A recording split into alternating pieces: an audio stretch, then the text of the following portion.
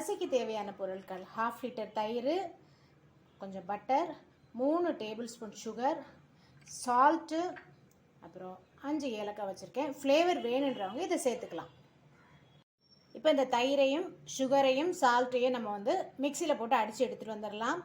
வீட்டில் யாருக்காவது diabetes sugar இருந்ததுன்னா நீங்கள் வந்து சுகர் யூஸ் பண்ணாதீங்க, வெல்லம் போட்டுக்கோங்க. சுகர் 3 டேபிள் ஸ்பூன், சால்ட் வந்து 1/2 ஸ்பூன். இப்போ இதனோட தயிரை சேர்த்து மிக்சியில் போட்டு அடித்து எடுத்துகிட்டு வந்துடலாம்.